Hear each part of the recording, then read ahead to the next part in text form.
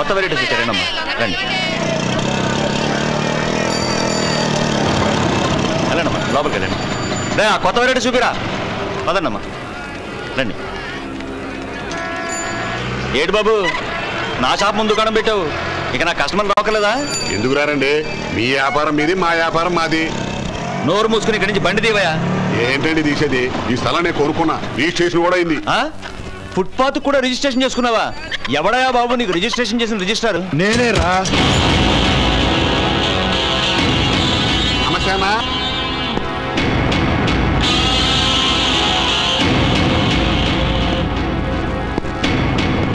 నీకేమన్నా అభ్యంతరమా? నువ్వు ఫుట్పాత్లు అమ్ముకున్నా, జాతీయ రహదారులు అమ్ముకున్నా నాకు ఎటువంటి అభ్యంతరం లేదు. ముందు బండి తీయండి ఇక్కడి నుంచి. ఎక్స్ట్రాలొద్దు, వెళ్ళి పని చూసుకో. నా షాప్ ముందు బండి పెట్టింది కాక నన్నే ఎక్స్ట్రా అంటావా? ముందు బండి తీయక నుంచి. చాలా చాలేవా, ఇటువంటి రూపాయలు చాలా చూశాను. ఏంటా నువ్వు పోలీసులకి ఫోన్ చేసేది? ఏం చేస్తావు? పోలీసులకి ఫోన్ చేస్తావా? ఏది చెయ్యి, చెయ్యరా.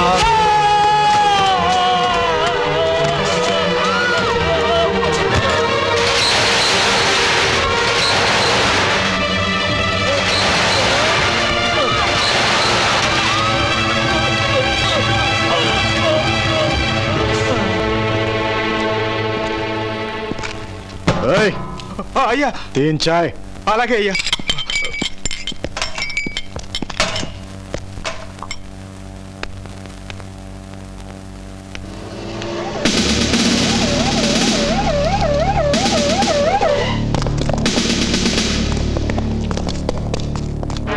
సార్ పొడుచుకుంటారు, చస్తారు, కానీ సాక్ష్యం చెప్పడానికి ఒక్కడు రాదు సార్. సాక్ష్యం చెప్తే అసలు హంతకుని వదిలేసి సాక్షిని కోర్టుల చుట్టూ తిప్పుతారని భయం సార్. అసలు సాక్ష్యం చెప్పే దమ్ము జనం దగ్గరుంటే హంతకుని అరెస్ట్ చేసే మగతనం మా దగ్గర. అయితే సాక్షి నేను చెప్తాను సార్, మర్డర్ చేసింది వాడే.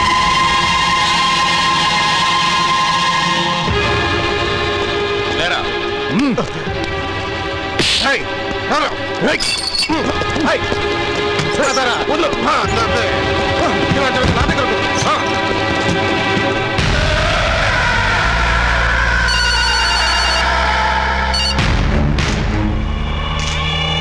హలో, సాక్ష్యం చెప్పినోడు పేరేంటి?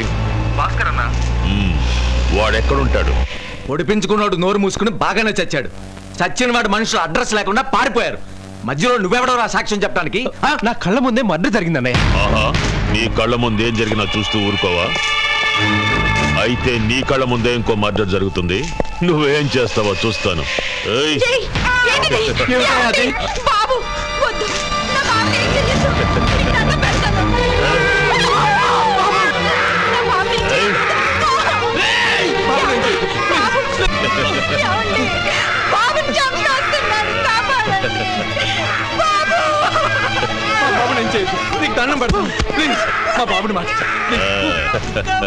మీ బిడ్డ మీద మీకెంత ప్రేమ ఉందో నా తమ్ముడి మీద నాకు అంతే ప్రేమ ఉంది. మీ బిడ్డ మీకు కావాలంటే మీ వాడు వెంటనే స్టేషన్కి వెళ్ళి మర్డర్ చేసింది నా తమ్ముడు కాదని చెప్పాలి. బాబు నేను చెప్పిస్తా. ఒరేయ్ భాస్కర్, తొందరగా స్టేషన్కి వెళ్ళి నీకేం తెలియదని చెప్పరా. నీ కాళ్ళు పట్టుకుంటాను, నా బిడ్డని కాపాడరా.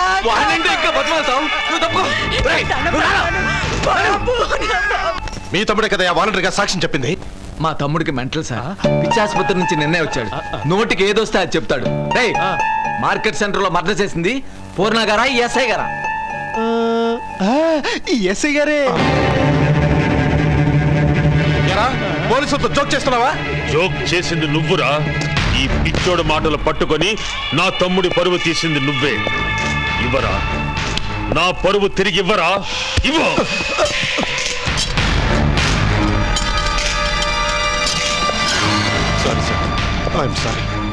సారీ కాదు, నువ్విక్కడి నుంచి ట్రాన్స్ఫర్ చేయించుకుని వెళ్ళిపోవాలి. లేదా అదే మార్కెట్లో నువ్వు మర్డర్ అయిపోతావు.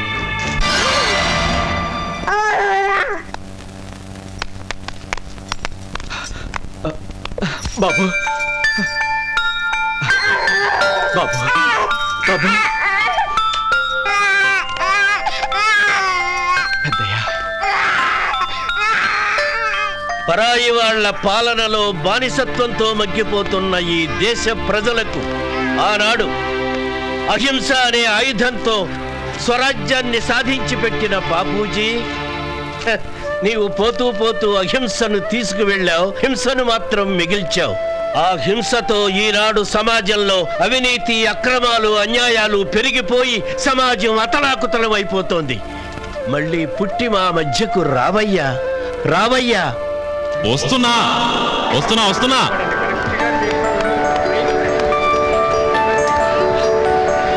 అల్లుడు వస్తున్నా మావా. నీ దగ్గర 2 ఉన్నాయిగా? ఉన్నాయి. ఇంతకీ డబ్బు సంచి ఎక్కడ పెట్టావు? డబ్బు సంచి లక్ష్మి. వస్తున్నానయ్యా. మా ఇటురామా. లక్ష్మి డబ్బు సంచి అన్నీ ఉన్నట్టే. ఇక బయలుదేరదాం. పద. ఆ పెట్టి తీసుకో, జాగ్రత్త. ఈ జనవేట్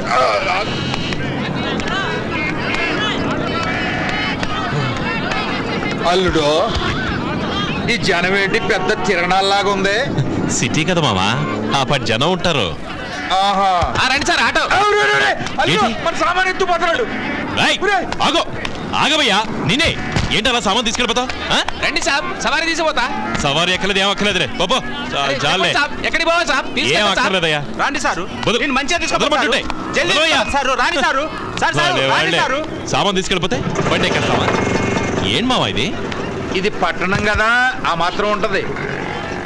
ఆ బొట్టు పెట్టుకున్నాడు మంచి డ్రైవర్ లాగా ఉన్నాడు, అది ఎక్కుదామా?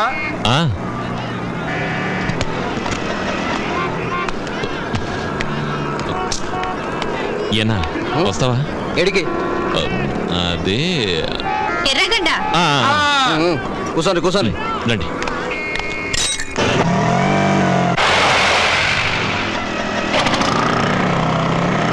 ఎడి పోవాలా? చెప్పాంగా ఎర్రగడ్డనే. ఆడి పోవాలంటే 1/2 మీటర్ జాదా అవుతుంది మళ్ళా. అల్లుడు, నేను చెప్పాను కదా బొట్టు పెట్టుకున్న డ్రైవర్ మంచోడని. సగం మీటర్ ధరే తీసుకుంటాడంట. కాదు మరి, మీటర్ మీద 10 రూపాయలు ఎక్కువ ఇవ్వాలా. మీటర్ మీద 25 ఎక్స్ట్రా ఇవ్వాలా? అదేంటన్నది? అదంతే అన్నా. ఎక్కువ ఇవ్వాలని ఎక్కే ముందు చెప్పలేదు కదన్నా. ఎక్కేటప్పుడు ఎవరు చెప్పారు? ఎక్కిన రావు చెప్తారు. ఎక్కించుకున్నాక ఎక్కువ ఇవ్వమంటాం అన్యాయం కాదు. ఇష్టం లేకుంటే 20 రూపాయలు ఇచ్చి దిగుండ్రి. ఏంటి మధ్యలో ఆపేది కాక దిగినందుకు 20 ఇవ్వాలా? ఇదేంటి అల్లుడు? పోనీ మావా, 25 కదా ఎక్స్ట్రా అడుగుతున్నాడు, ఇచ్చేద్దాం. నువ్వు వెళ్ళన్నా. ఏంటి ఆ గోడను చూస్తున్నారా, తుడుస్తున్నారా? త్వరగా కానండి. అట్టగేనండి.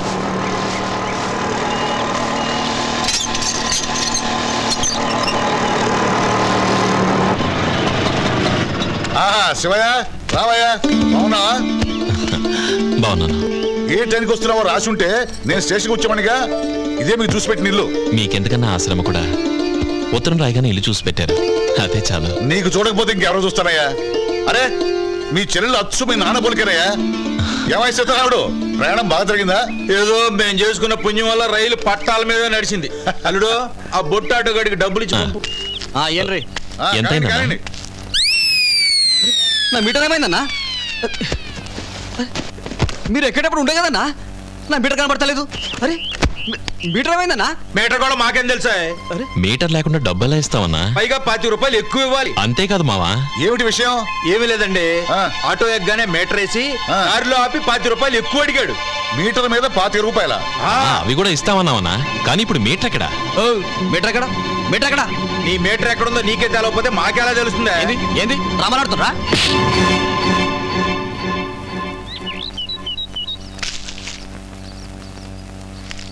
మీటర్ ఎక్కడా? మీటర్ ఎక్కడరా? చూపించు. తప్పైపోయింది అన్న, తప్పైపోయింది. ఊరి కొత్తగా వచ్చిందని ఎక్స్ట్రా డబ్బులు అడిగినా. నా మీటర్ నాకు ఇచ్చానా ప్లీజ్ అన్నా. మరి మీటర్ మీద 25? మీటర్ డబ్బులు కూడా వద్దన్నా, నా మీటర్ నాకు ఇస్తే చాలన్నా ప్లీజ్ అన్నా, ప్లీజ్ అన్నా. తీస్తున్నా.